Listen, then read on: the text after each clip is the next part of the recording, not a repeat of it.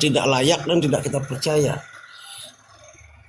Banyak saat ini ritual-ritual tata cara baik agama manapun itu sesungguhnya mengarahkan kita untuk menggantungkan urip pada mereka, menggantungkan urip pada negara. Sedangkan negara sendiri bagaimana kita lihat tatanan hukumnya yang tidak jelas, hukum produksi produk hukum yang tumpang tindih, pelaksana hukum yang seperti gergaji, maju kena mundur kena. Ya, tapi dengan adanya baby drum ini ditabuh, disuarakan, jagat meraya hukum ini bergetar. Nah, begitu juga dengan aliran, dengan kepercayaan agama dan spiritual, adat, di mana kita terkadang sering sekali kita dengar untuk menggantungkan hidup pada mereka. Ini yang salah sebenarnya. Menanamkan pemahaman sesat, yaitu menggantungkan hidup pada sesuatu, pada benda mati. Akhirnya apa? Digunakanlah kepercayaan agama dan spiritualitas ini untuk nakut-nakuti, lalu mengandangkan orang. Akhirnya di sanalah benar akhirnya hidup itu tergantung di kandang dan tergantung pada si gembala palsu alias si nabi palsu, alias si orang-orang suci yang dianggap suci, padahal sesungguhnya mereka adalah si sudra yang berpakaian brahmana, orang suci, seperti si bangau berketung. Di luar putih suci, di dalam merah menyala penuh nafsu. Di sanalah kita disuruh menggantungkan hidup. Bahkan terkesan sekarang sering terjadi pemaksaan, harus mengikuti apa maunya mereka.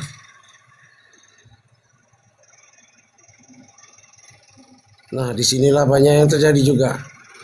Orang-orang yang memiliki cahaya dalam diri, orang-orang yang pikirannya panjang itu Pak, atau kaum surya nih, kaum sora ini banyaknya sudah dihabisi oleh mereka dari zaman ke zaman. Tinggal sisanya kaum sumbu pendek. Nah, banyak sekali yang kaum sumbu pendek. Dan antara belajar nak belajar dia nggak bisa naik, nggak bisa tumbuh jiwanya. Kenapa? Dari ajaran-ajaran diberikan, yaitu ajaran-ajaran buto yang membuat jiwa-jiwanya buto sehingga tidak melihat terang. Bagaimana bisa melihat terang apabila jiwa buto? Jiwa itu akan terang apabila mendengarkan salam baby drum.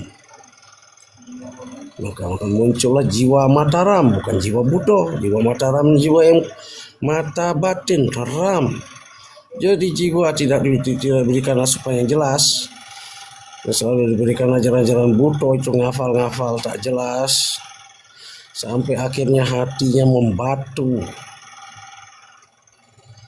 Banyak kaum di sana sepertinya menghitam, membatu karena jiwa buto. Bagaimana bisa hidup? Dan herannya kenapa ada manusia-manusia yang seperti itu.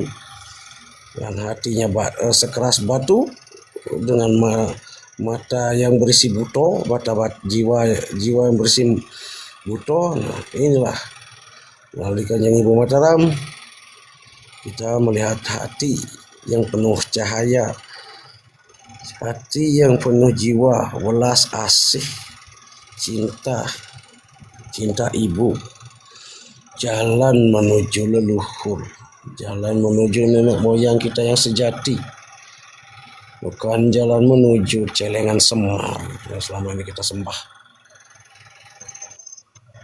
Jadi mereka mulai menebarkan yang namanya pembodohan ini. Jika dulu mereka menggunakan kolonialisme, yaitu menggiring, kolonialisme yaitu mereka menggiring lalu mengeksekusi. Sekarang mereka pun menggunakan sistem yang terbaru, yang terupdate, yang disebut dengan istilah neokolonialisme.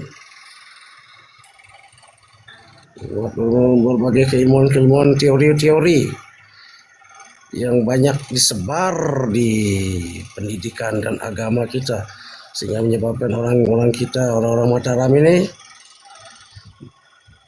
mati bundir, dibuat salah arah, lalu penuh dengan jebakan-jebakan, penuh dengan pancing jaring, sehingga siapa yang kena dialah jadi tumbal oleh kebodohannya sendiri.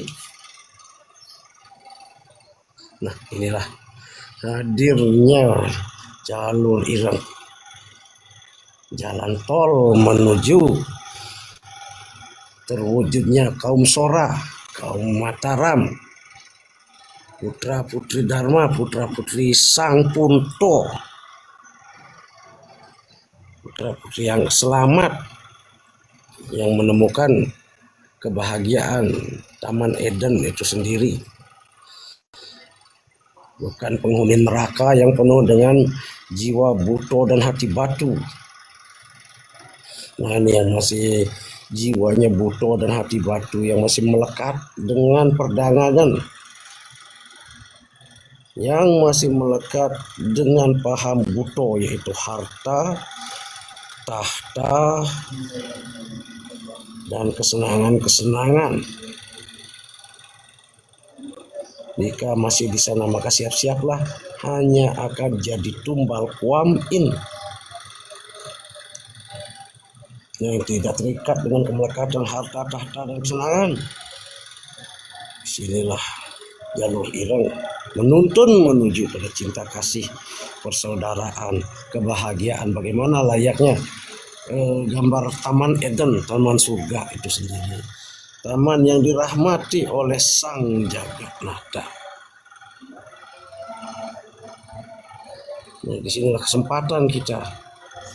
Sungguh-sungguh ini kesempatan besar, memang sudah waktunya ketika cangkram menggilingan berputar dari gelap ke terang. Inilah dia matahari baru, Mataram kita, surya kita, Surya Ning Sang Jagatnata.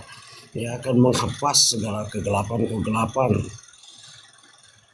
Biar yang butuh hati dan hati batu, yang jiwa buta dan hati batu dibawa oleh Kuam In. Sedangkan kita ini kaum-kaum yang tersadarkan, generasi-generasi yang tersadarkan oleh Salam Bebedram, jalur Ireng menuju Taman Eden itu, kuburkan neraka yang bernama Indonesia, kembali kepada Kanjeng Ratu Ibu kita, yaitu Sang Kanjeng Ratu Ibu Mataram. Pangestu saudaraku semua. Salam Bebedram, Rahayu Bumi Mataram. Pangestu, salam Bebedram. Lagi suara lagi diganggu flu dan batuk. Biasa cuaca. Ya, selamat datang Pramono. Mungkin apa yang mungkin disampaikan, monggo silakan.